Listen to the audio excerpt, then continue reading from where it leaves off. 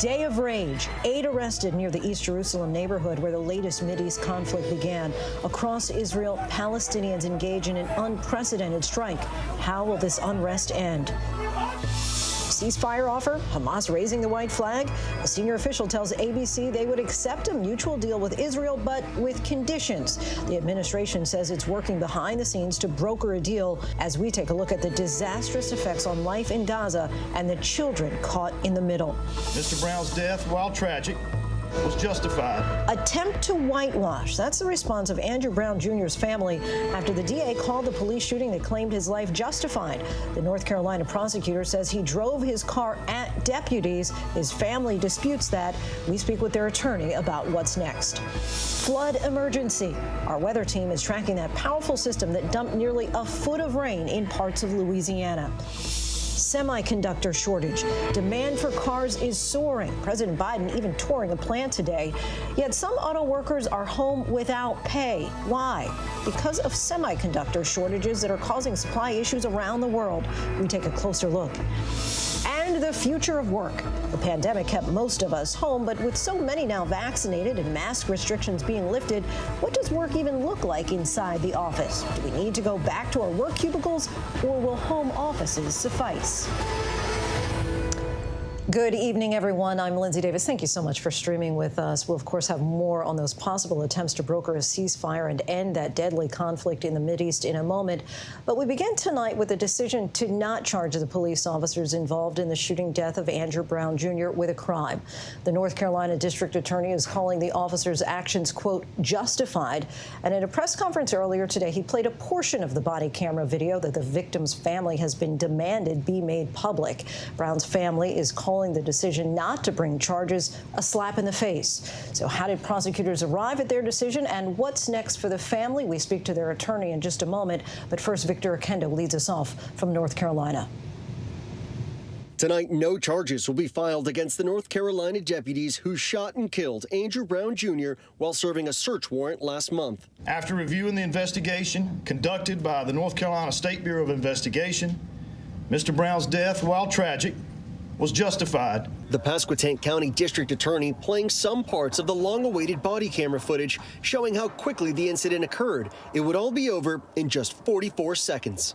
On the morning of April 21st, deputies packed into the back of a pickup truck arrive at Brown's home shouting commands. Let me see your hands! Get your hands up! Get your hands up! Brown sitting behind the steering wheel of his car, one deputy gripping the door handle when Brown puts the car in reverse. The DA saying that's the deputy's arm making contact with the hood of the car. When the car comes to a stop, Brown is boxed in, his house behind him, deputies surrounding the front. He ignores commands, putting the car in drive. The DA said hitting that same deputy again, that's when they opened fire.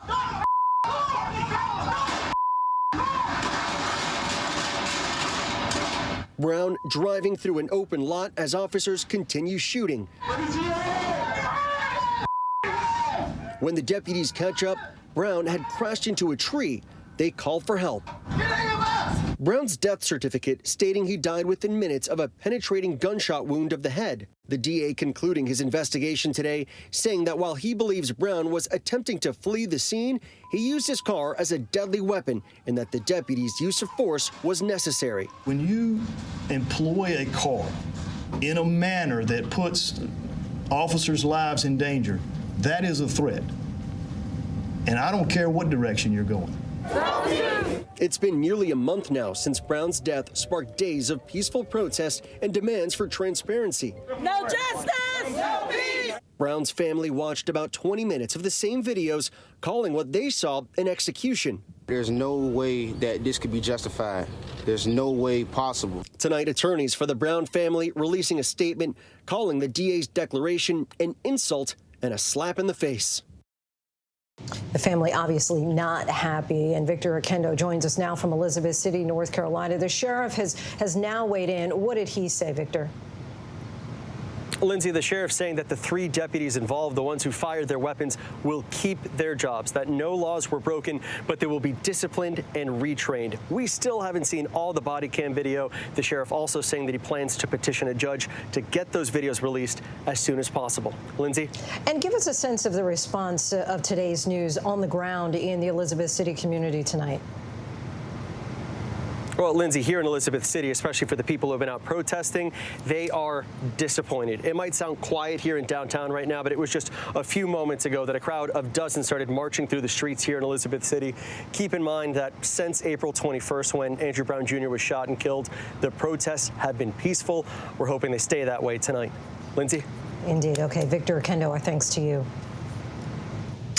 And now we bring in Bakari Sellers, one of the attorneys for Andrew Brown's family. Thank you so much for joining us, Mr. Sellers. I can only imagine how difficult today must have been for Mr. Brown's family and loved ones. How are they holding up?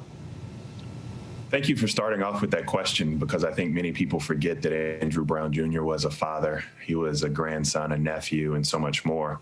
I just spoke to both of his sons, Gerard and Khalil. And, they were heartbroken, disappointed, frustrated, devastated, angry, mad at a system that continues to perpetuate injustice and unsure where we go next. And so it was a good conversation, but they are just as frustrated as many of us are. The prosecutor today said that Mr. Brown was driving recklessly as he fled from officers trying to execute 2 felony arrest warrants. Walk us through what you think an appropriate police response would have looked like under these circumstances. Well, I think that what we saw in the clips that we were able to see from the video, I want to start, was an unjustified shooting. I think that at no point was Andrew Brown Jr. Using his vehicle as a weapon. No officers were injured. No officers were knocked down. In fact, at every point, he was moving his vehicle away from officers. I can clearly state what the policy is and how they violated it. At no point should you shoot into a moving vehicle because you know that many times that would lend itself to being unfruitful. In this case, it lended itself to the death of Andrew Brown Jr. He was shot in the back of the head, something that the district attorney had no answer for. I think that most people will tell you that you should not fire at fleeing suspects. You should not fire into the homes of others. You should not fire into school zones. These are all things that these officers did, which make this shooting unjustified. And looking at that body camera footage again, do you think that it's at all possible that Mr. Brown posed an immediate threat to those officers, as the prosecutor stated? This is a brilliant question. The reason being is because even if we grant him that Andrew Brown posed a threat at one point, as soon as he was beyond those officers, he posed a threat no more. So if backing up, he posed a threat, although he didn't know officers were behind him. And if pulling forward, where the officer reached out and pressed up against Mr. Brown's car, even if you can say those were threatening moves, as soon as he drove away and got beyond the officers, he posed a threat no more. And contrary to what District Attorney Womble said, it literally makes no sense. It boggles the mind. You cannot shoot into a vehicle and then the vehicle no longer pose a threat and you continue to fire shots. As you know, the FBI has an ongoing civil rights probe into this case. What kind of outcome are you expecting from that investigation? We're hopeful for justice, but I can tell you, sometimes in these civil rights cases, in particular in these federal investigations, that they are extremely thorough. We also know their standard is extremely high. And so while we're hopeful, I'm trying to set the expectations for the family. I'm very ecstatic to be working with Attorney General Garland in this matter, his deputies. But, we are hopeful, but we know that sometimes justice is slow. And although it's denied, we are not going to stop this fight in Elizabeth City. And let's talk about the release of this footage. I was thinking that it was a matter of when the judge would decide to release it. You were telling me earlier that it's a matter of if he decides to release it. Yes, and one of the things that we've identified in the state of North Carolina is that obstruction has been codified. We filed a petition today to not only ask for the full release of the video, but we've also asked for the full release of the SBI report. You know, one of the unique things about this case is here we are representing the family of Andrew Brown, and we're standing on the side of what's right and what's just. We're standing on the side of transparency. We want the public to be able to see everything. We're not the ones that's hiding anything. In fact, that is the district attorney and Your Honor in this matter. And so we're going back before him. But again, the way this works in North Carolina is imagine the fact that they close this case, they decline all the charges, and then no one will ever see the SBI report that sits in a file cabinet in the office of the district attorney, and no one ever sees the video. That is the definition of injustice. But what's the legal explanation for that? Why wouldn't the judge allow? Because maybe they think that it would bear out the district attorney's case, right? If hey, here, see for yourselves a video. The legal justification would be murky as best. It's one that I don't agree with. I mean, he may say now innocent parties would be prejudiced or put in danger by releasing the full video, meaning the officers that they view did not commit any or have any criminal culpability. I'm not sure what his justification will be, because I still am being somewhat cautious, because I have to go in front of this same judge and ask him to grant our motion that we just filed. And so I'm not hopeful, but we're going to keep up the fight. Mr. Bakari Sellers, so appreciate your time coming on the show tonight. Thank you. Thank you for having me. It's an honor. And next to the 9th day of conflict between Israel and Hamas. Today, Hamas reportedly lobbed mortars toward a border crossing that had opened up to allow aid into Gaza. And in an unprecedented show of unity, Palestinians across the region participated in a general strike. Israeli police ended up cracking down after protesters near the Damascus Gate in East Jerusalem allegedly clashed with them. All this as the situation in Gaza grows worse. Nearly 2 million face dwindling supplies of electricity, fuel, and water. Matt Gutman reports in again tonight on life inside Gaza and the children caught in the middle. This is 6-month-old Omar. He's in a Gaza pediatric ward, an IV in his arm. He has a broken leg. He is injured and alone, a victim of a war he didn't ask for. His mother and siblings were celebrating the end of Ramadan with relatives in Gaza City when the house they were in was struck by an Israeli airstrike. In an instant, most of Omar's family was gone. His father, Mohammed Hadidi, seen wailing in anguish at that debris pile. Now, it's just the two of them. Hamas igniting this latest conflict, firing rockets into Israel in response to clashes between Palestinians and Israelis in East Jerusalem. Now into its second week, ordinary Gazans are caught in the middle. Once they bombed our home, we ran to hide in the bathroom. And when we thought it was over, then the sound was boom again, and it kept shooting. It didn't quit. Parts of the Gaza Strip now look like a moonscape. Roads buckled as if by an earthquake. Rescuers clambering over debris piles looking for signs of life. More than 200 people, including Hamas leaders in Gaza, have been killed so far, but among them, 63 children. The Israeli military says it tries to minimize civilian casualties by warning residents to leave buildings they're about to take down.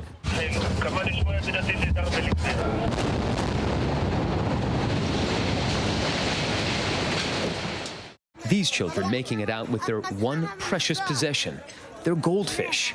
Alive, but now, like nearly 40,000 Gazans, homeless. Gaza is one of the most densely populated places on Earth, a tiny patch of land sandwiched between Israel and Egypt with the same square mileage as the city of Philadelphia. In 2005, Israel unilaterally relinquished its 38-year control of the Gaza Strip. Israeli military forces forcibly removing Jewish settlers from their homes after the deadly Second Intifada, which claimed more than 1,000 Israeli lives and more than 4,000 Palestinians. It is now home to over 2 million Palestinians who've been governed by Hamas, classified as a terrorist organization by the U.S., since 2006, when the group won local elections. Since then, Israel and Hamas have fought in 3 major conflicts and dozens of skirmishes. The deadliest was in 2014. 50 days of war, nearly 1,500 Gazans killed, a third of whom were children, according to the UN. Israel has accused Hamas of using Palestinians as human shields, operating in residential buildings and hiding caches of weapons in mosques, schools, and hospitals.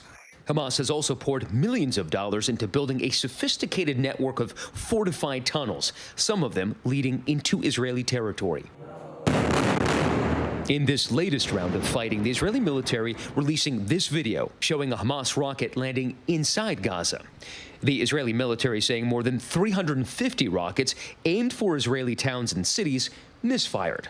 But for ordinary people living in Gaza, semantics make little difference when buildings are being flattened. This UN school building, a refuge for those who no longer have a place to call home. We opened the schools and sat there, and we are without a shelter. We do not know where to go. The situation on the ground, dire.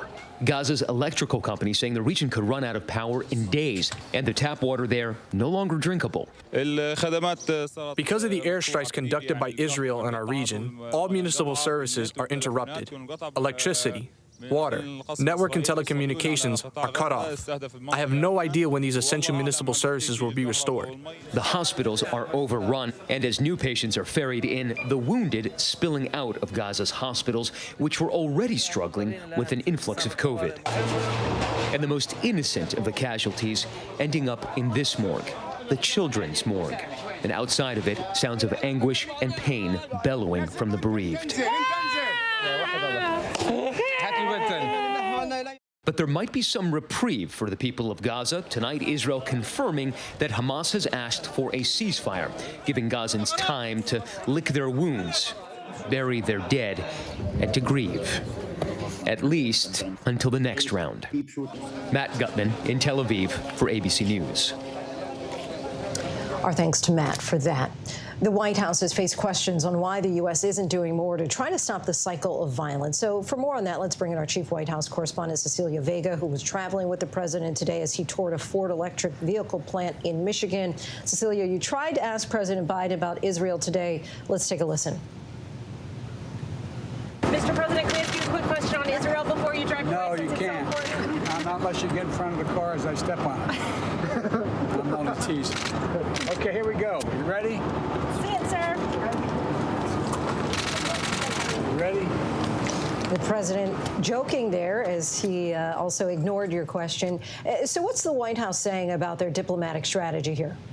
Well, you can tell the strategy right now, Lindsay, they don't want to necessarily be talking about Israel. They want to be focused on this domestic agenda. That is clearly why the president didn't want to answer my question there. And I do want to say again, he very much was joking. He did not want me to get in front of that car. This is a very serious issue, though, and this is the first real foreign policy test for this White House when it comes to the Middle East. Now, we're just getting some more information in from White House sources about that phone call that President Biden had with Benjamin Netanyahu yesterday, that phone call where the president said that he expressed support for a ceasefire. I'm being told that that call was direct and straightforward. The official line has been that the president essentially used this call to reiterate his firm support for Israel's right to defend itself and talked about that ceasefire. But privately, sources are telling us that really this is President Biden ramping up the pressure. They're using a much firmer, tougher tone that we have seen from this White House and from this president on this issue publicly. That, of course, is coming as we are hearing louder calls from Democrats on Capitol Hill and, frankly, from the international community for Israel to change its tack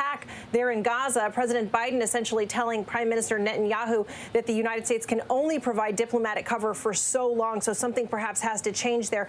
I did ask Lindsay, Press Secretary Jen Psaki, whether this strategy of private diplomacy is working, given all the violence that we've seen in the last recent days. She says these things take time, but Lindsay, multiple sources here are telling me the strategy right now, they remain firm on this. It is crystal clear. They are focused on quiet and intensive diplomacy behind the scenes as it stands today.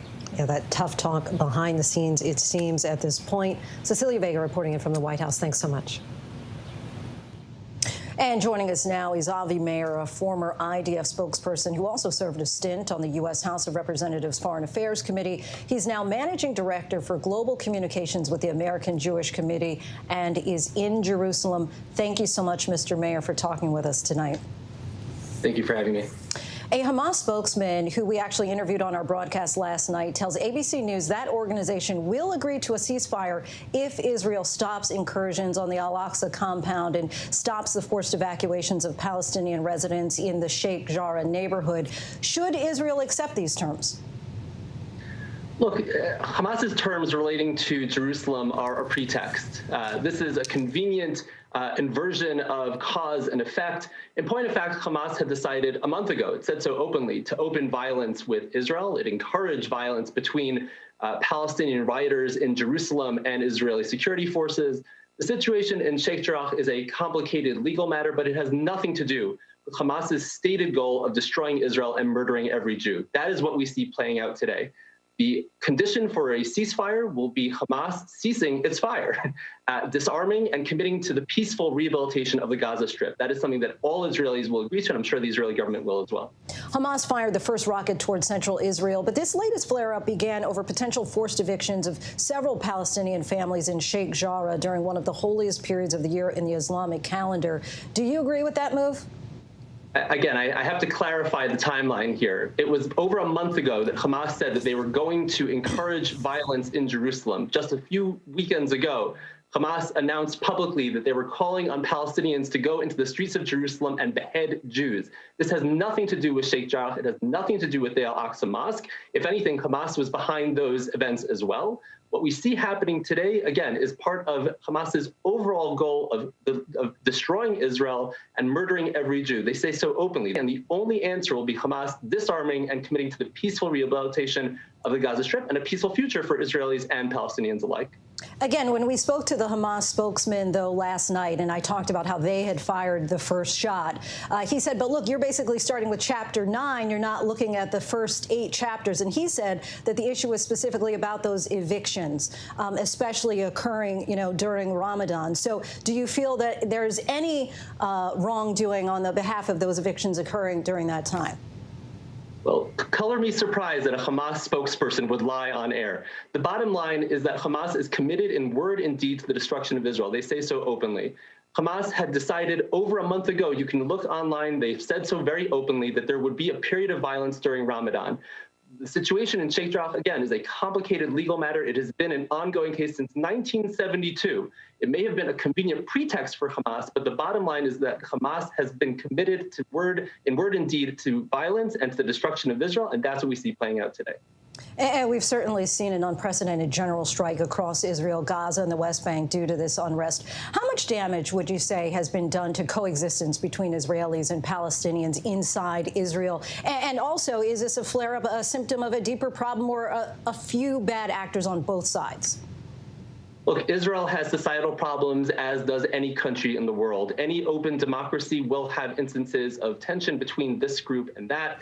That is unfortunately what we see bubbling to the surface here in Israel. It is extremely disturbing. We are confident, we are hopeful that that will come to an end in the near future. And of course, you were once the former spokesperson for the IDF. We've seen pro-Palestinian protests around the globe at this point. Would you say that Israel might have a messaging problem? Well, look, I've seen many of the protests that are happening around the world. I've seen the footage. I've heard the audio. When you have people in the streets of London or Brussels or elsewhere in Europe calling Khaybar al-Yahud, referring to a medieval battle in which Muhammad slaughtered Jews, it sounds distinctly anti-Israel or perhaps even anti-Semitic to me. This is not pro-Palestinian behavior.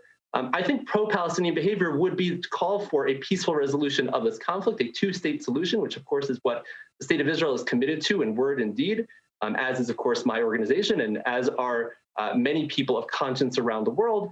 And we've seen this playbook before. Hamas fires rocket, Israel retaliates, innocent lives are lost on both sides. The world is horrified. There have been no recent overtures by Israel toward a two-state solution. Is it time for Israel to reevaluate its strategy? Well, look, I think Israel has tried time and time again to offer a two-state solution, but can only offer a solution to a partner on the other side. Unfortunately, there simply has not been one. This has been the case, by the way, for nearly 100 years. It's time for the Palestinians to say yes. If they say yes, I can tell you and I will guarantee that they will find a willing partner on the Israeli side. Israelis want nothing more than to have their children grow up in an era of peace and prosperity. They want the same for Palestinians. Should there be a willing partner on the Palestinian side, I am sure that they will find one on the Israeli side as well. Avi Meir, thank you so much for your time. I appreciate you coming on the show.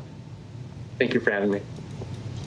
Now to the pandemic and the steady fall in each of the metrics that we measure. Cases, hospitalizations, and deaths all down across the country.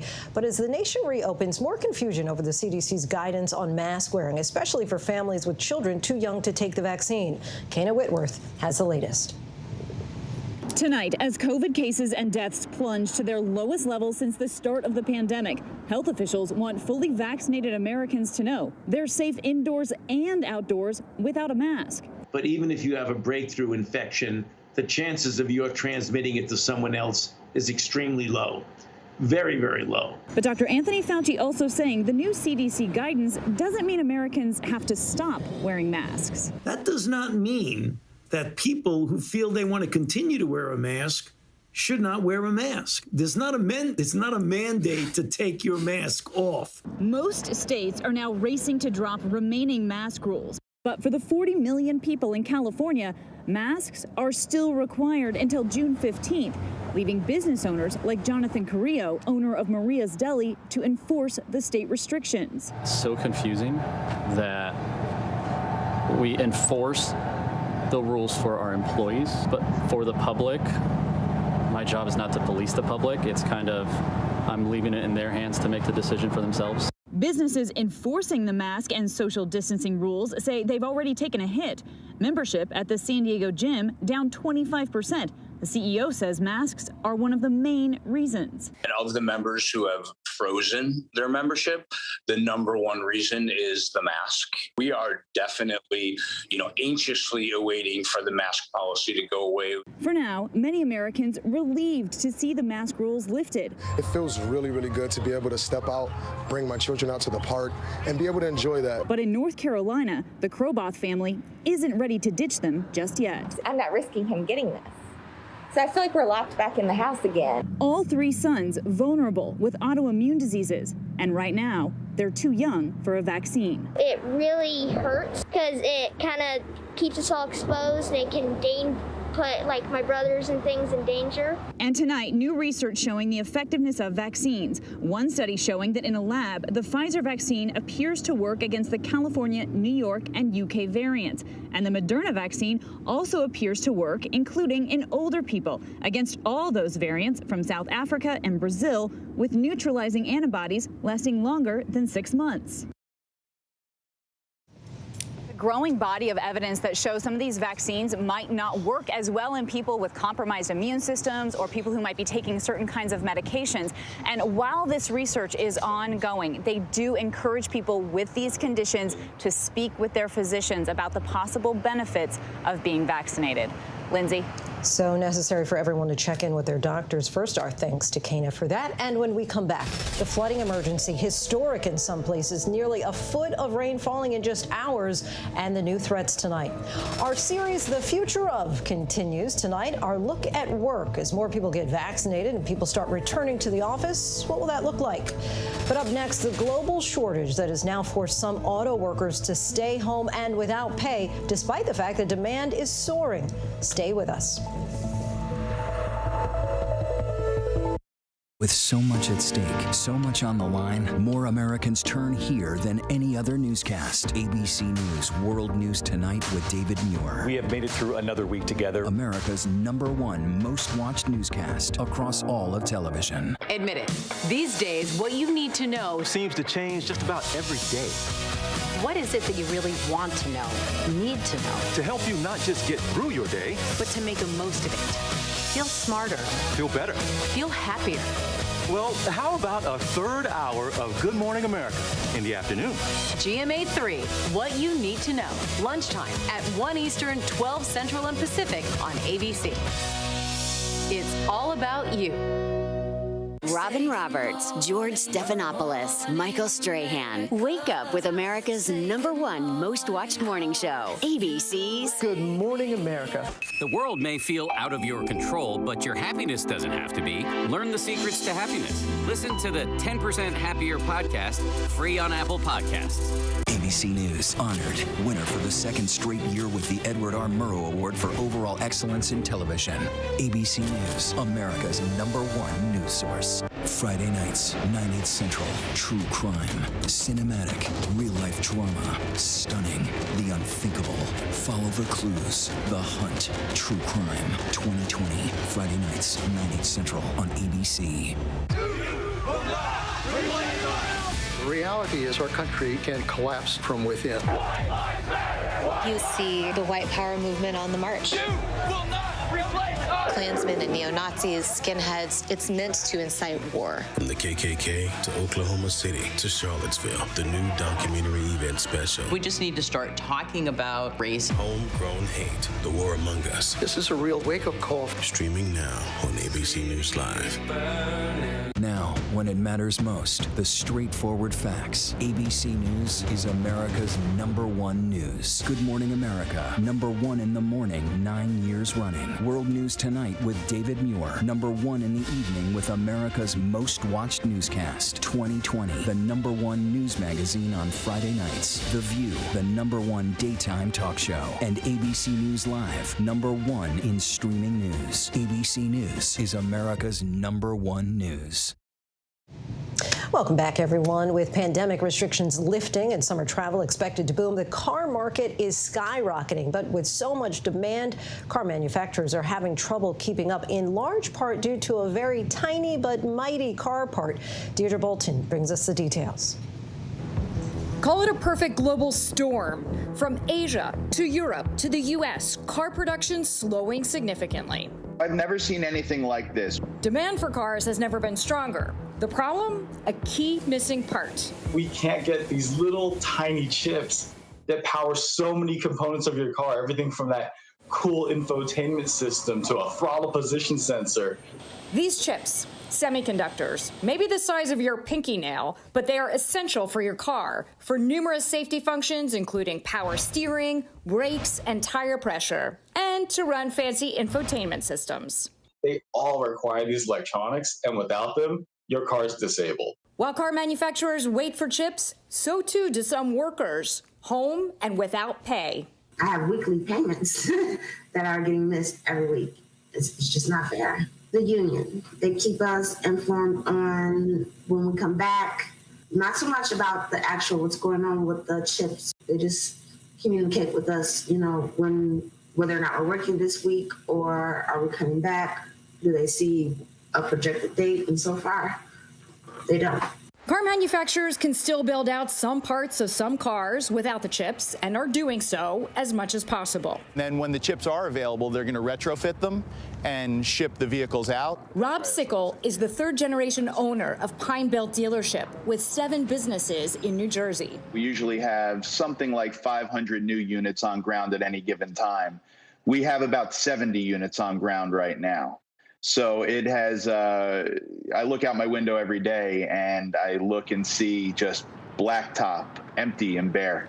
Rob, like other dealership owners, some auto workers and consumers, is also in a holding pattern. So normally there should be a car here. Normally there would be a car here and it's so tight you'd have to walk sideways through it so we can get them all in. My view is of this every day, and every day I turn around and look out and think to myself, where are all the cars? But, we just have to keep waiting. In an effort to keep some supply moving to market, automakers are cutting features. One maker installing old-fashioned speedometers instead of digital ones in one model. Others offering fewer seat mobility features or fewer fuel efficiency measures. One of the features that people like is in Chevrolets, for example, when you have an 8-cylinder vehicle, when you're riding on the highway, it'll shift down to a 4-cylinder to save you on gas. They are shipping vehicles without that feature now. How did this happen? The pandemic caused factories to send workers home to avoid getting sick. The pandemic shut down all the assembly lines, the production from the factories. It was already stilted. And Part of that was because, we weren't allowed to go in, people weren't allowed to make vehicles, but even when they went back to work, there were new protocols in place that, again, hindered production. Car makers halted chip orders, anticipating a recession, thinking there would be less demand for new cars. They canceled their orders with their suppliers, and then that rippled through the supply chain. By the time car makers realized the pandemic made people leave big cities and buy cars to move around smaller towns and cities, the chips had already been sold to other industries. Automotive is a slower moving industry than, say, cell phones and computers and consumer products in general. By the time automotive came back, all that capacity that the automotive guys had shed, all those other sectors had picked up. So automotive was kind of late to the party. And there are only a few chip factories in the world to begin with. One Taiwanese company, TSMC, produces 70% of the global auto industry's supply. Last month, the company pledged nearly $3 billion in spending to increase capacity at its plants in response to the global shortage. Is it a good idea to have something that you consider vital all coming out of one place? Mother Nature also played a role. From the winter ice storms in Texas that took a number of chip factories offline, to a fire at a big supplier in Japan. At times, it feels as if the very elements have colluded to keep this from getting resolved easily. What does this mean to you? Higher prices and fewer choices. The vehicles are not available on the new car side. On the used car side, it's still a little difficult because used car prices have gone up so much due to the lack of new car inventory. So what used to look like a deal doesn't really feel like a deal anymore because the prices are so inflated. Prices on used cars are so inflated. The average price is above $25,000 for the first time ever. Experts say there are no quick or easy fixes to these supply chain issues, so expect these conditions to last through the end of 2021. Lindsay? All right. Thank you for that, Deirdre. Still ahead here on Prime, GOP House Leader Kevin McCarthy rejecting the commission to conduct a probe into the January 6th Capitol insurrection. We take a look at why. The LAPD investigation into rapper T.I. and his wife, and the important health update regarding colon cancer screenings. We take a look by the numbers, but first, our tweet of the day. Steve Martin joining all those who are celebrating actor and writer Charles Grodin, known for his many scene-stealing performances. He passed away at the age of 86.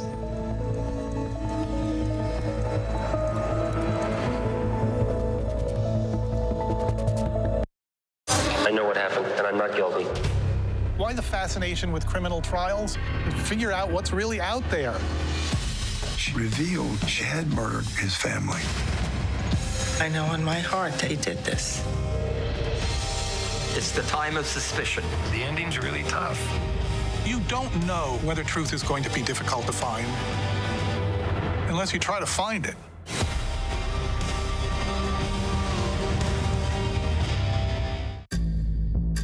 Missing teenager Kate Wallace was rescued today. Critics are raving. Jeanette Turner, you could have saved me, and you didn't. Get her out of here! You stole my life because yours was pathetic. You were the only person who knew before anybody else Kate was missing. I think this story's a little too scary. Oh, it's terrifying. Freeform's Cruel Summer, now streaming new episodes Wednesdays. Somewhere out in the country, there's a man. I'm Bobby. Doing good things for good people. He'll walk a mile in their shoes, then get him a brand spanking new pair when he's done. Just wanted you to have this. Thank you. You name it, he'll try. Even if it breaks him. Bobby Bones, they're trying to break you. Oh, great. Breaking Bobby Bones. New series Monday, May 31st at 10 on National Geographic. Mike Tyson was called the baddest man on the planet because he was the baddest man on the planet. There were three black men who ruled the world: Michael Jordan, Michael Jackson, Mike Tyson. The only question was, which Mike do you want to be? Mike Tyson in the ring, he was unbeatable. But outside the ring, the climb, the crash, the comeback. If you could talk to 20-year-old Mike, what would you say to him? It's gonna hurt. The Knockout premieres next Tuesday night on ABC. No one would have ever guessed what this soccer mom wasn't sharing with her own family. You have to ask yourself, what would drive a mother of 3 to open up her own escort service? The only thing more shocking, she was hiding a dark secret, was what happened next. Hi, Mom. I was just wondering when you're going to restart. Now, the stunning true crime just takes your breath away. The new 2020 event, Friday night at 9/8 Central on ABC. Welcome back, everyone. And now to a major change in the guidelines for colon cancer screening that experts are hailing as life-saving. We take a look by the numbers. 45 years old, that's when people of average risk for colon cancer should start getting screened instead of 50, which was the previous standard, according to the United States Preventative Services Task Force. This change also means that millions of younger Americans will pay $0 for screening since insurance coverage is tied to the task force's recommendations. Colorectal cancer is the second leading cause of U.S. cancer deaths, but it's also one of the most treatable and curable cancers if it's caught early. Nearly 53,000 people in the U.S. will die of colon cancer in 2021, according to the task force projections. We, of course, remember actor Chadwick Boseman, who was just 43 years old when he died of colon cancer back in August. In fact, Black Americans are 20% more likely to be diagnosed with colon cancer than white Americans and 40% more likely to die from it. And finally, by the year 2030, colorectal cancer is on track to nearly double. That's 2 times in people under the age of 50, according to the Dana-Farber Cancer Institute. But experts hope that the new guidelines will help reverse that trend. And we still have lots to get to here on Prime tonight. The new Peloton safety feature for those recalled treadmills and the Arizona Republicans who are mad at the Republican-led effort to audit the 2020 presidential election in one county. But first, a look at our top trending stories on abcnews.com.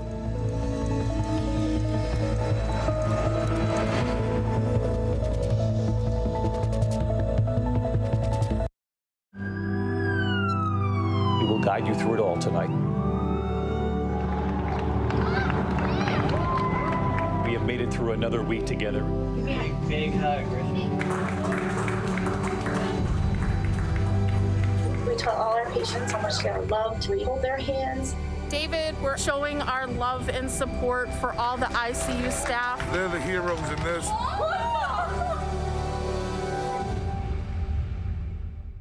Now, when it matters most, the straightforward facts. ABC News is America's #1 news. Good Morning America, #1 in the morning, 9 years running. World News Tonight with David Muir, #1 in the evening with America's most watched newscast. 2020, the #1 news magazine on Friday nights. The View, the #1 daytime talk show. And ABC News Live, #1 in streaming news. ABC News is America's #1 news. This is American history. A violent white mob, a brutal attack, 300 Black Americans killed right here in America. Now, it is time to uncover Tulsa's buried truth. The gripping story brought to light in a new podcast from ABC News. Available now on Apple Podcasts, Spotify, or your favorite podcast app. This is GMA3, what you need to know. GMA3. A third hour of Good Morning America in the afternoon. It's all about you. Lunchtime on ABC.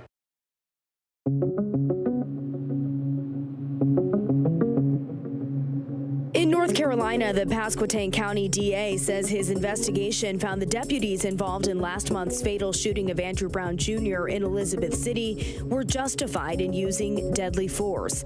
Mr. Brown's death, while tragic, was justified because Mr. Brown's actions caused 3 deputies with the Pasquotank County Sheriff's Office to reasonably believe it was necessary to use deadly force. Saying this body camera footage of the deadly incident explains why.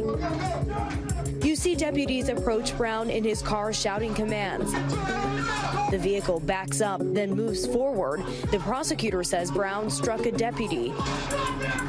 Officials then fire their guns, 14 shots in total, the vehicle ending up in a lawn. The family of Brown has called the shooting an execution. International pressure is building for Israel and Hamas to de-escalate following more than a week of intense and deadly fighting. A rocket launch from Gaza today killed 2 Thai workers in southern Israel. This hours after Israeli airstrikes destroyed a 6-story building in Gaza. Israeli Prime Minister Netanyahu said today that Palestinian militants have been dealt, quoting now, unexpected blows in the last 8 days of fighting. Meanwhile, the Palestinian ambassador to the UN pressuring the Biden administration to detail its efforts to try to achieve a ceasefire.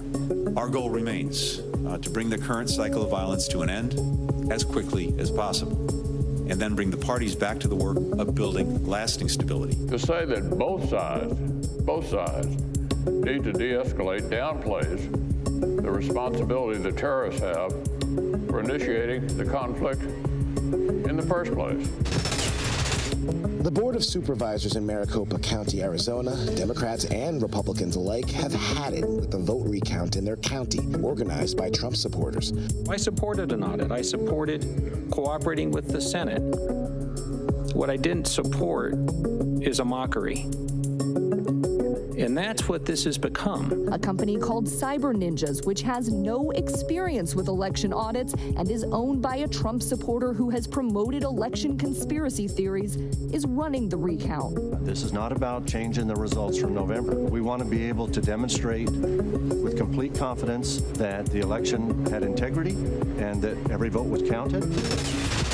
Police in Los Angeles confirm they're investigating rapper T.I. in a sexual assault case. His real name, Clifford Harris, is accused, along with his wife, Tamika Tiny Harris, of multiple incidents of sexual abuse and other allegations in Georgia and California by an attorney representing 11 alleged victims. The Daily Beast reports one of the alleged victims spoke to the LAPD about allegations of a 2005 assault. Police in Las Vegas say they received a report of an incident in 2010 involving T.I. and his wife, but that the case was outside of the statute of limitations. An attorney for T.I. and his wife say they have not been contacted by police. Peloton out with a new safety feature for its recalled treadmill. Starting today, users of the Tread Plus will be prompted to set a 4-digit passcode to gain access. Then after 45 seconds of inactivity, Peloton says the treadmill will lock again. The change comes after weeks of pressure when alarming videos like these emerged. Children getting trapped and injured from playing with the exercise equipment. At least one child reportedly died. Peloton is also offering a full refund between now and November. Welcome back. Tonight, the South is bracing for more severe weather after heavy downpours drenched Louisiana's coast. Lake Charles is still recovering from last year's devastating hurricane season, and it got close to 18 inches of rain. Authorities are now investigating at least 4 deaths in that state tied to the storm. More rain is expected throughout the week. Now to Washington, where today House Minority Leader Kevin McCarthy announced he's now opposed to the proposed bipartisan commission to investigate the January 6th attack on the Capitol, calling it potentially counterproductive. So what's behind the move? Let's bring in ABC News congressional correspondent Rachel Scott. Rachel, House Republican leaders are now recommending a vote against this commission scheduled for tomorrow. How are they explaining their opposition to this proposed commission? Well, Republican leader Kevin McCarthy says this comes down to one thing, Lindsay. It's all about scope. He wants this commission to look at other forms of what he calls political violence. He wants them to look at Black Lives Matter. He wants them to look at Antifa. And so what is interesting here, though, is that McCarthy actually blessed a Republican, John Katko, to lead the negotiations on behalf of the Republican Party on what this commission looks like. They formed this bipartisan agreement in order to get it onto the House floor and then onto the Senate for votes here. And then you had McCarthy come back out and say that he does not support this, that he wants the scope to be larger and broadened out. And this is not the first time, of course, that McCarthy has changed his tune when it comes to January 6th. If you remember, initially after the insurrection, he came out and said that Trump bears some responsibility for what happened here on Capitol Hill. He later walked that back, saying he did not believe that Trump provoked that mob that stormed the United States Capitol. And so now Republicans are at a point where they're urging their members to vote against this, Lindsay. And how are Democrats responding today? They're outraged by this. House Speaker Nancy Pelosi pointing out today that Catco was on board. He was negotiating, that Democrats gave up some of the things that they wanted in order to get a bipartisan commission going with Republicans on this front. And Democrats are also pointing out one thing that Congresswoman Liz Cheney told our Jonathan Karl when they sat down for an interview last week, that this commission could potentially have subpoena power, that they could possibly subpoena Kevin McCarthy. Remember, he talked to President Trump that day on January 6th. We still don't know a lot about what exactly was said during their conversation. And so that commission could potentially subpoena McCarthy. Democrats say that McCarthy is trying to avoid this altogether. And so bottom line, what does this now mean for the prospects of this commission getting approved by Congress and moving forward? So the bottom line here, this is expected to pass the House, but it's unclear right now what future it holds in the Senate. You did have some Republicans who voted to acquit the former president, and you had some that voted to convict. So if Democrats can convince Republicans to come onto their side, we could see this make its way through, Lindsay. Rachel Scott, our thanks to you. All this week, we were taking a look at what the future may look like in a post-pandemic world across many aspects of our lives. And as states move to more fully reopen, today we examine what the new normal might be for the office and the future of work. Across all industries and trades, the pandemic upended the working world. The coronavirus pandemic that has much of the U.S. and the world on lockdown. Governor Andrew Cuomo extending the state's work-from-home order. Well, it may be a while yet before many of us are allowed to return to our places of work. Crowded cubicles and conference rooms switched to Zoom chats virtually overnight. But as more people take their vaccines and the COVID cases continue to plummet, the future of work could soon be at a crossroads. While many essential workers who tirelessly put in hours on the job throughout the pandemic will have little change in lifestyle, many corporations are beginning to revisit what a working world post-pandemic looks like. According to LinkedIn, nearly 25% of all applications on the site in late April and May of 2021 were for remote jobs, a 7% increase from last year. Companies like Twitter announcing that they'll continue to allow employees to work from home permanently, while other companies like Citigroup, Microsoft, and Google have announced a hybrid model, a mix of work from home and the office for their employees. I think that it's quite possible that over the next 5 to 10 years, about 50% of our people could be working remotely. But some say it's time to hang up the pajamas and come back to the office full time, like JP Morgan CEO Jamie Dimon. Yeah, I'm about to cancel all my Zoom meetings. I just think I'm done with it. But as the sights are set on the future of the workplace, the statistics from the past year are hard to ignore. There's still nearly 17 million people on unemployment, and some 8.2 million jobs have still not recovered from before the pandemic. Among the hardest hit, women. More than 2 million left the workforce during the pandemic in what's been dubbed the she session. There was not enough time in the day for me to meet the needs of my children and my own needs and my professional needs. Our economy cannot fully recover unless women can participate fully. It's a national emergency, and it demands a national solution. To discuss the future of work, I sat down with Karen Kimbrough, the chief economist at LinkedIn. So, Karen, give us a sense of what you feel like the new normal in the workplace is going to be. I think going forward, employers are looking at ways to bring their employees back into the office. Many companies are, hoping to be back in the office at some point in the fall. And I think what it means ultimately is that there will be more flexibility in the workplace than there was pre-pandemic, but probably not as much as the full remote story that we're all experiencing still right now. We find that our members want to go back. They want to see their colleagues. They want to collaborate. So what does it mean for the people who left the cities and went to the suburbs and even left the state feeling like, hey, I can do my job just as effectively across the country? So it largely depends by industry. And for people, I'd say for people who migrated, and by the way, we did see a lot of migration during the pandemic to the suburbs, as you say, Lindsay, but also from big cities to smaller cities. I think some of that may be there to stay. People chose to look for a place where maybe it was more affordable, they had more space, or in some cases, millennials who are now at that age where they're settling down and having children are looking for just that more suburban experience. I wouldn't call time on cities. I do think that big cities will come back. I think it's very cyclical.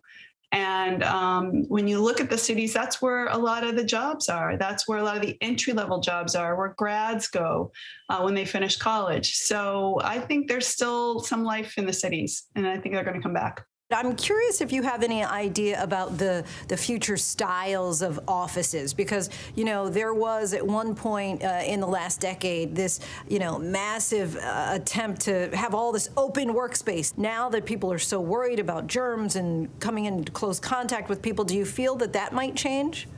Definitely. I think they're reconfiguring the space both for the way we work, but also for ensuring that people feel safe and confident about coming back to work and being in larger groups together. And as the vaccine, you know, of course, gets rolled out and people choose to get that vaccine, then hopefully, you know, they will feel safer together. But companies are preparing for what that new normal will look like. And I think they're reconfiguring their spaces to accommodate that. You know, working moms really were, in many cases, hit hard by, you know, as far as going to work every day and trying to balance, you know, having their kids at home. What do you feel it will take for working moms to get back into the workforce? Oh, full-time school. I'm a working mom, so I have that answer ready. I think schools need to be open full-time in order to give working moms the latitude that they need to get back to their job. You know, we survey our own members, and the working moms are the ones who report the most burden. What I will tell you is what we've seen since then is that women are pretty resilient, and they've been coming back. They've been reentering the workforce. What, you know, maybe worries me a little bit is that I think women lost some ground during the pandemic. And they had to step away. And so that takes longer for them to regain, especially women in senior positions. They haven't bounced back as quickly. But I think long-term, what women want to see is they want to see flexibility. They want to be able to balance that work and home life. If you pull out your crystal ball, what do you see as the industry of the future when we're really talking about, hey, this is where a lot of people are going to be focusing their education, and this is where a lot of the job growth is going to be? We would say there could be as many as 150 million technology jobs globally across all industries in the coming years.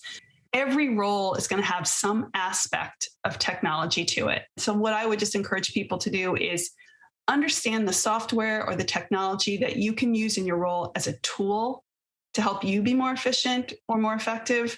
Don't feel that you need to fear you're going to be automated out of your role, but use it as a tool to serve your purposes. I want to always leave people with a really positive sense that they can be empowered to, you know, figure out what skills you have, which ones you need, and which ones you want to unlock your opportunity. And I think that really the wave of the future for work is going to be skills-based, so that employers are looking for employees who have specific skills as opposed to a particular degree.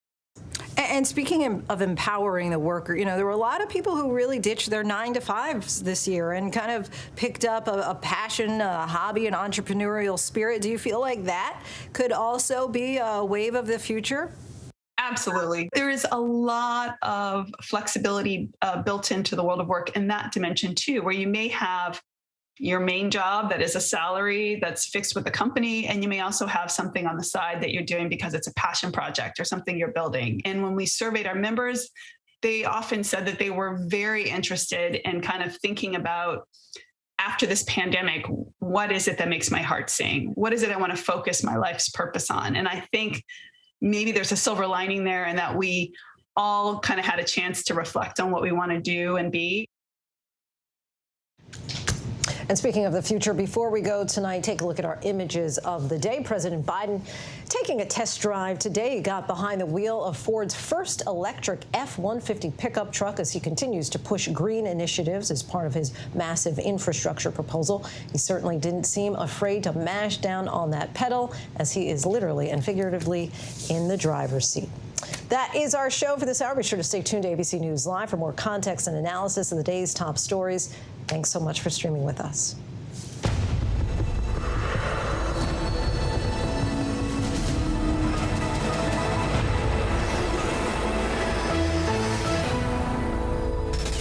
And coming up in the next hour, we're staying on top of several things. More on that decision in North Carolina to not press charges against the 3 deputies involved in the fatal shooting of Andrew Brown, and the new proposal for massive fines against unruly passengers in the skies. We'll tell you how much.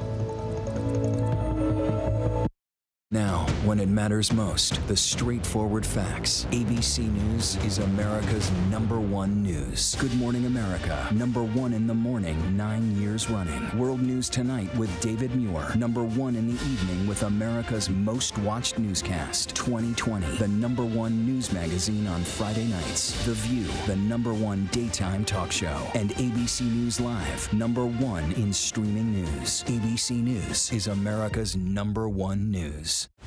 Somewhere out in the country, there's a man. I'm Bobby. Doing good things for good people. He'll walk a mile in their shoes, then get him a brand spanking new pair when he's done. Just wanted you to have this. Thank you. You name it, he'll try. Even if it breaks him. Bobby Bones, they're trying to break you. Oh, great. Breaking Bobby Bones. New series Monday, May 31st at 10 on National Geographic. Good evening, everyone. I'm Lindsay Davis. Thank you so much for streaming with us. We are monitoring several developments here at ABC News at this hour. Louisiana is under a state of emergency after deadly flooding claimed several lives there. More than a foot of rain poured across parts of Louisiana and also Texas. The intense rains are expected to continue as flash flood watches remain in effect for parts of 5 states across the South. Senate Minority Leader Mitch McConnell said today the GOP wants to, quote, push the pause button on the commission investigating the January 6th insurrection. McConnell questioned whether a newly minted commission would hinder the ongoing bipartisan work in the Senate. The senator also expressed concern another panel might get in the way of the sweeping criminal investigation by the DOJ. More good news on the COVID front here in the U.S. A total of 16 states reported 0 virus-related deaths yesterday. Over the last 12 days, the country has seen nearly a 23% drop in deaths. Hospital admissions are also seeing an improvement with an 18% drop in admissions in the last week. That's the lowest average since late September.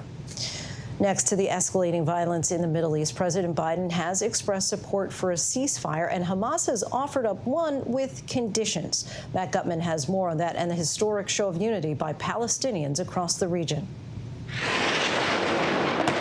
Tonight, on the 9th consecutive night of bombings, Hamas offering conditions for a truce.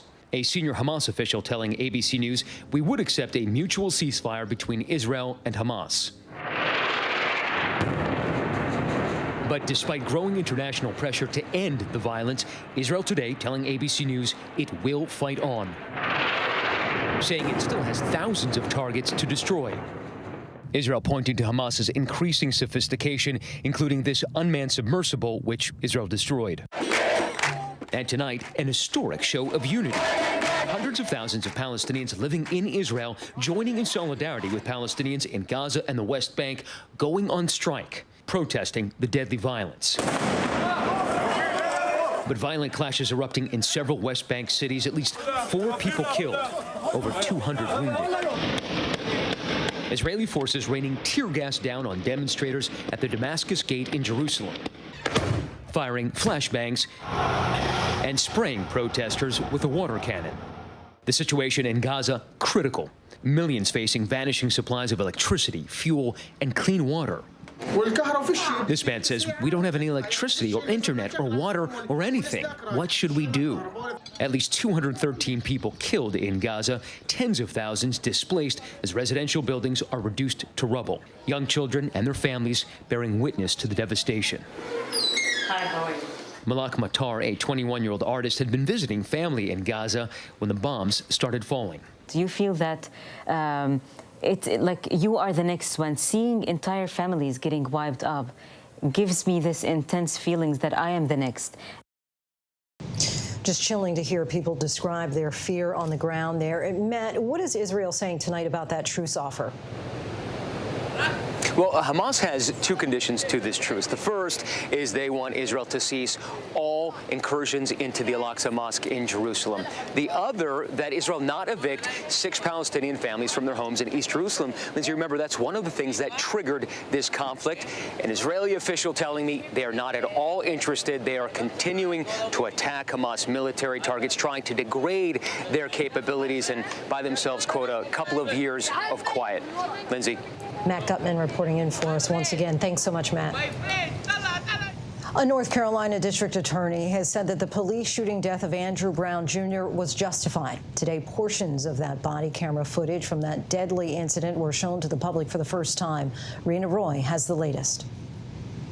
Nearly a month after Andrew Brown Jr.'s death, North Carolina authorities coming to this conclusion. Mr. Brown's death, while tragic, was justified because Mr. Brown's actions caused 3 deputies with the Pasquotank County Sheriff's Office to reasonably believe it was necessary to use deadly force. District Attorney Andrew Womble announcing the sheriff's deputies who shot and killed Brown last month during a drug investigation will not be charged in his death, saying this body camera footage of the deadly incident explains why.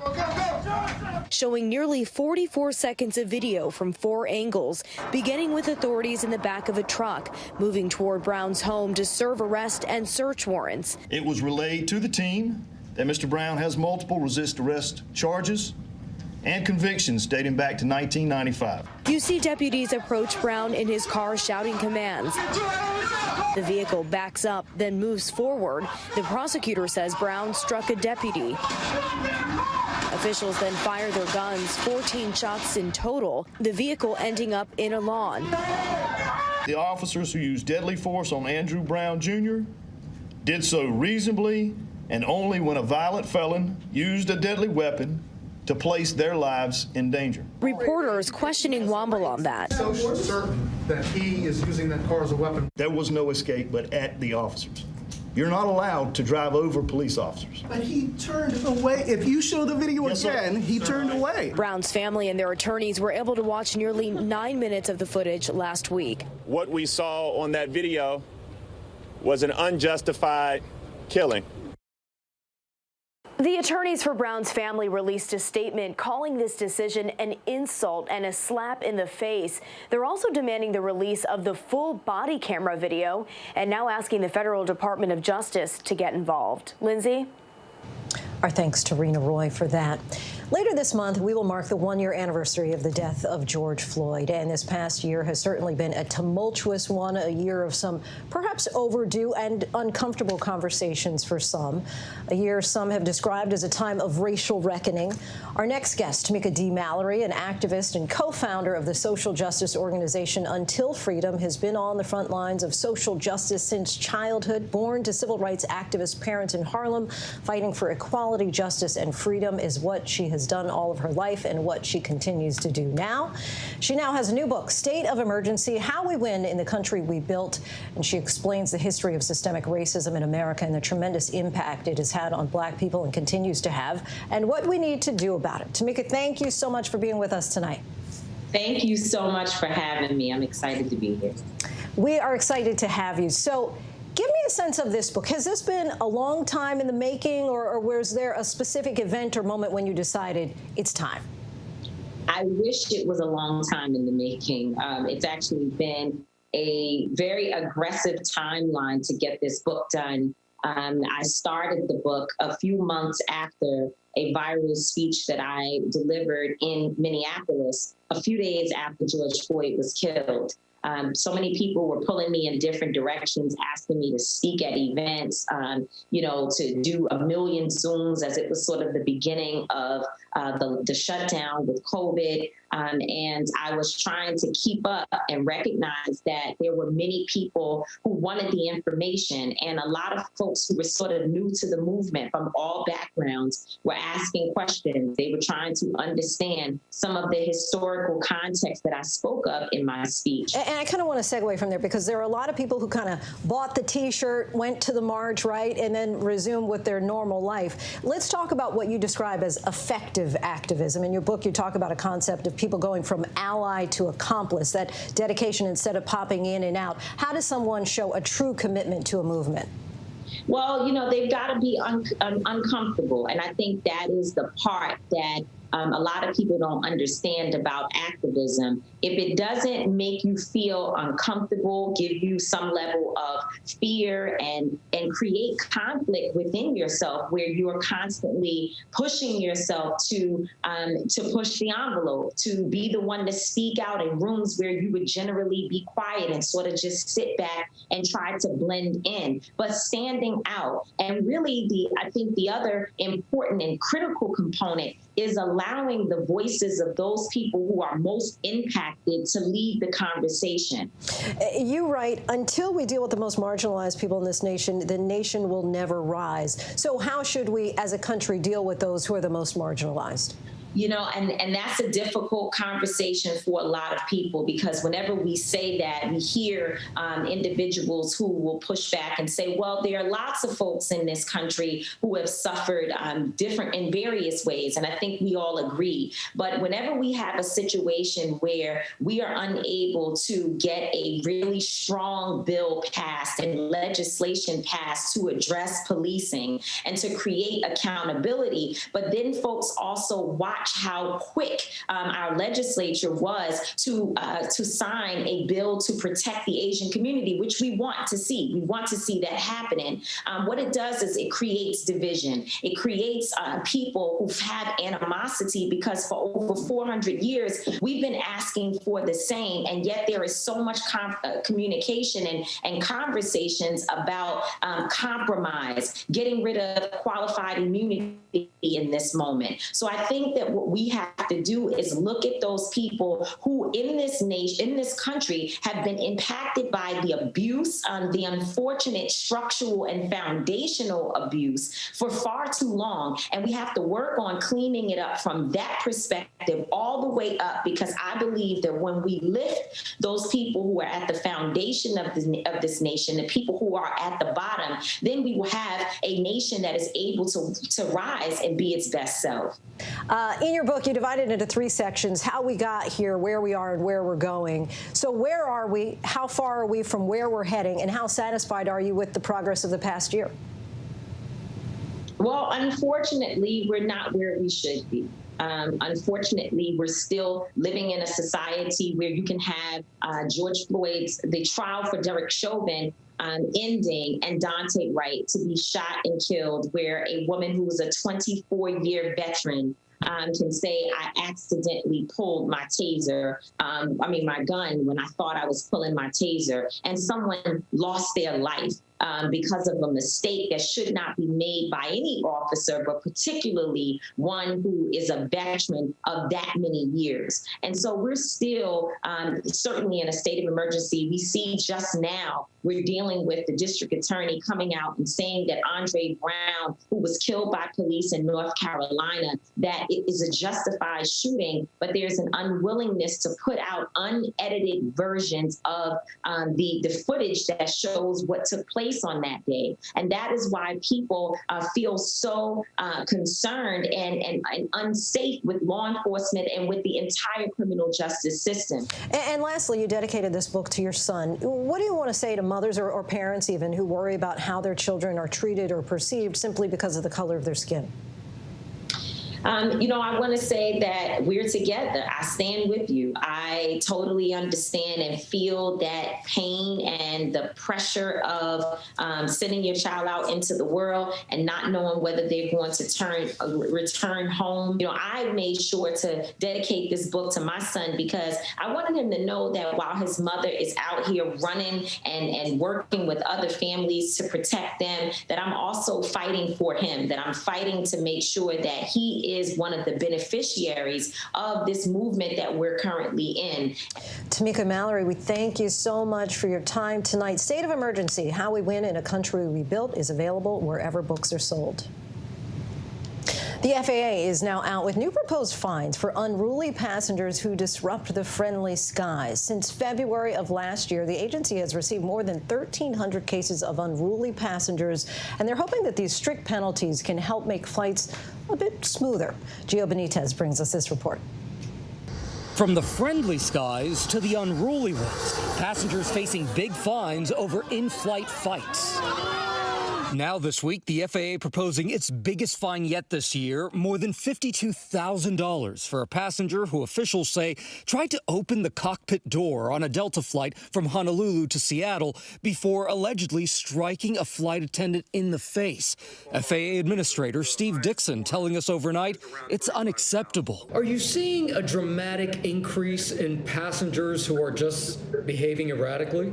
Yes. In my experience as a commercial airline captain for more than 27 years, unruly passenger incidents themselves are nothing new. But as I said, we have seen an alarming increase in the rate over the last few months, and it's something that we need to get under control. A similar incident was caught on tape in October. Oh, Lord. 2 passengers were traveling together from Miami to Atlanta. One of them allegedly refused to wear a mask. The flight returned to the gate, and they were asked to get off the plane when this happened. The passenger hitting the flight attendant in the face. The FAA proposing a fine of more than $27,000. These fines are among the strongest that we have ever taken in the agency. We don't do these zero tolerance programs very often. This all comes as the FAA is reporting more than 1,300 incidents of unruly passengers since February. Gio Benitez, our thanks to him. Still to come, the rock musician from America inspiring girls in Afghanistan to dream big.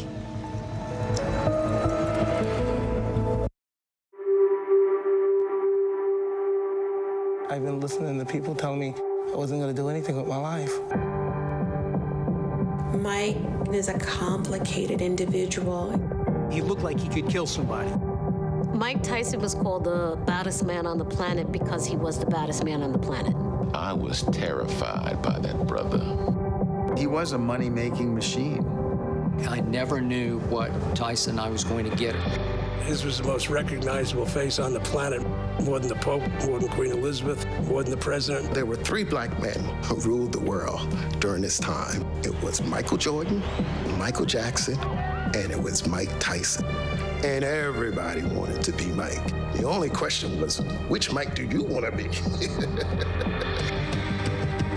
When you think about Mike Tyson in the ring, he was unbeatable. But outside the ring, The only person that defeated him was him. I think Mike Tyson's love-hate relationship with his public is the perfect American tragedy. Robin Givens. He really was in love with her. He went bananas. Everyone's like, oh, it's going to work because opposites attract. Yeah. Robin, does he hit you? He shakes, he pushes, he swings. And then the unexpected happened. His life started to spiral out of control. it's a tragic narrative. I couldn't stop crying. This is this man's life. The obsession remains. It seems that he is unstoppable. It seems that he is forgiven for his crimes. A Hollywood star. This is the male American dream.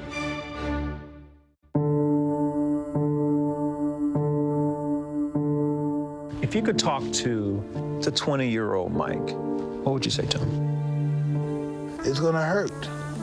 It's gonna hurt bad. It's gonna really hurt. Look at me. Now, new details, stunning new interviews, the climb, the crash, and the comeback. Mike Tyson, as you have not seen. Boom. Welcome to Mike Tyson's world. The staggering documentary event premieres Tuesday night, May 25th on ABC and next day on Hulu. This is American history. A violent white mob, a brutal attack, 300 black Americans killed right here in America. Now, it is time to uncover Tulsa's buried truth. The gripping story brought to light in a new podcast from ABC News. Available now on Apple Podcasts, Spotify, or your favorite podcast app. To having adventures. To making mistakes. To sleeping with the wrong people. And to unleashing holy hell. The Bold Type final season premieres May 26th on Freeform and next day on Hulu. Critics are raving. You were the only person who knew before anybody else Kate went missing. I think this story's a little too scary. Oh, it's terrifying. Freeform's Cruel Summer, now streaming new episodes Wednesdays. Welcome back. We are tracking several international headlines at this hour. India continues to grapple with their ongoing COVID crisis. More than 4,300 people died today, marking their deadliest day since the pandemic began. Despite the staggering numbers, the health ministry is reporting a small dip in daily COVID infections. The country of Spain has deployed troops to one of its enclaves in northern Africa after thousands of migrants swam to their shores.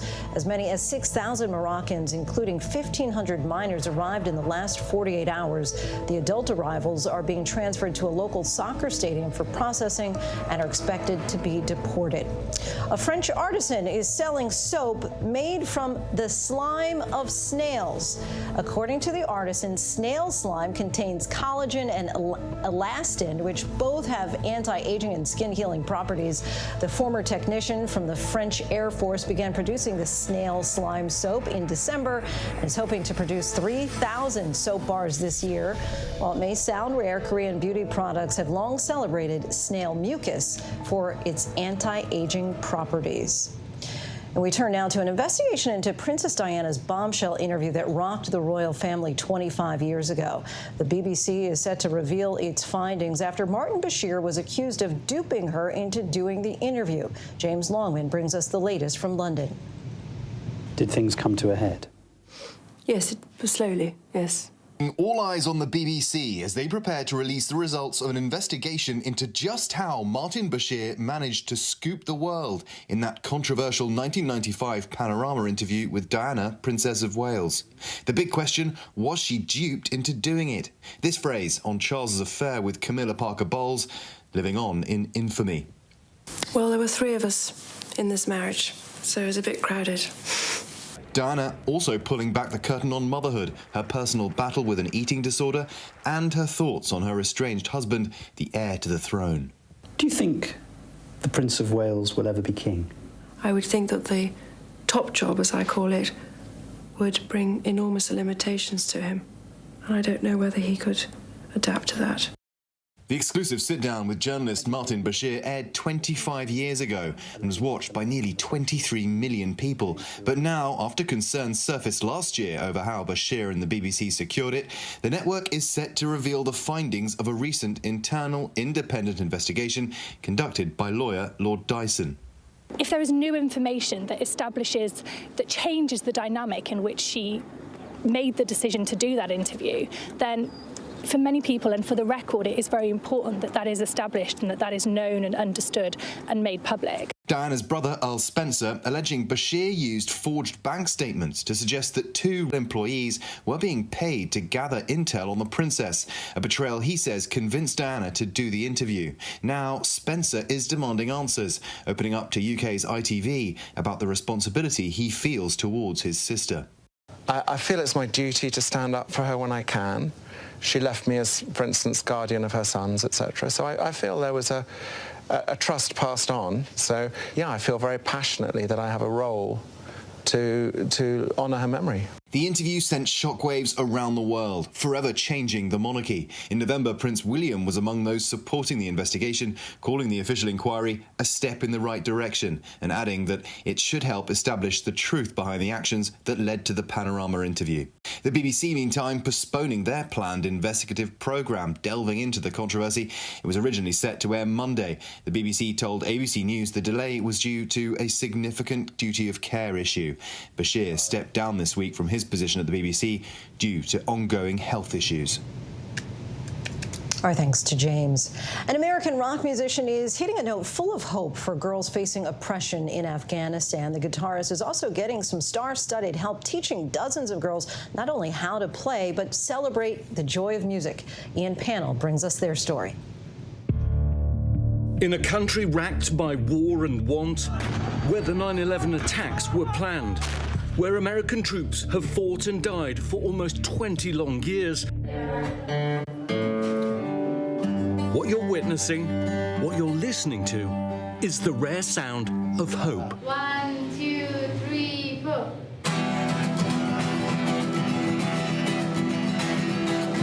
They are the miraculous love kids of Afghanistan, part of the Girls with a Guitar project run by American rock musician Lanny Cordola.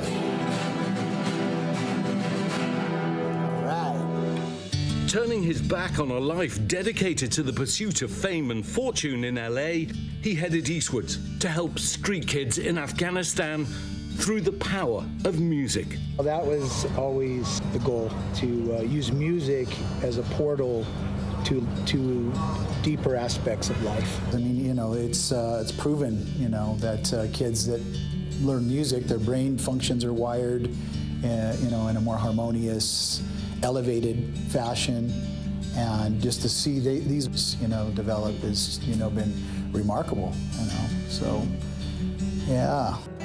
Sweet dreams are made of this. Musicians from the Foo Fighters, Rage Against the Machine, the Go-Go's and others collaborated on the girls' cover of the Eurythmics' Sweet Dreams last year.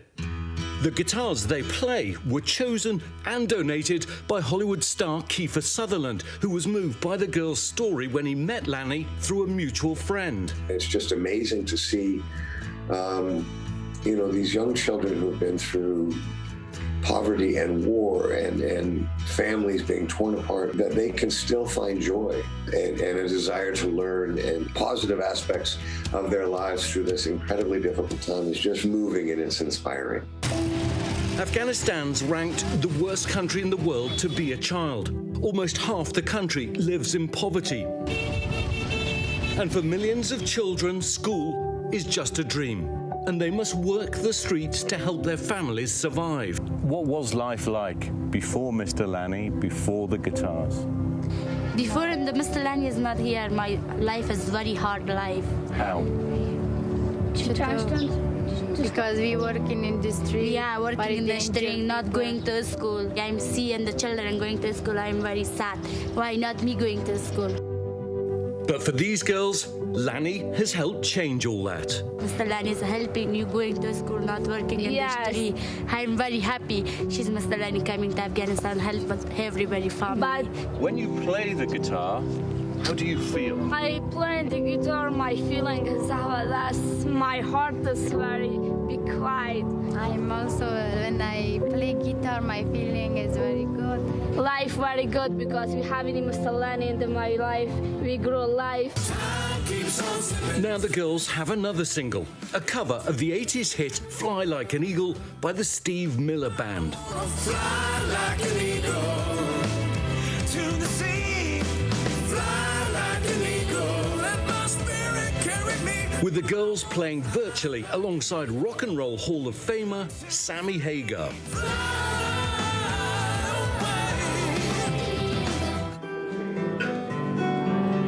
But this is a dangerous country to be a girl with a guitar, let alone ambition. Lanny and the girls are all too aware of the dangers, and they must keep a low profile here.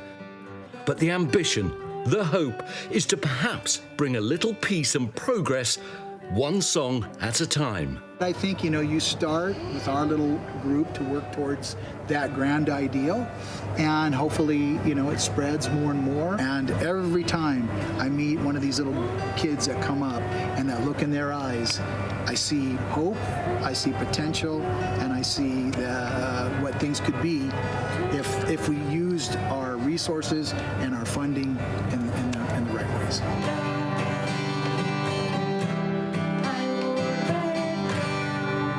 Ian Pannell, ABC News, Kabul, Afghanistan. And like those lyrics say, hopefully they will be able to fly like eagles. Our thanks to Ian for bringing us that story. That is our show for tonight. Be sure to stay tuned to ABC News Live for more context and analysis of the day's top stories. I'm Lindsay Davis. Thanks so much for streaming with us. Have a great night.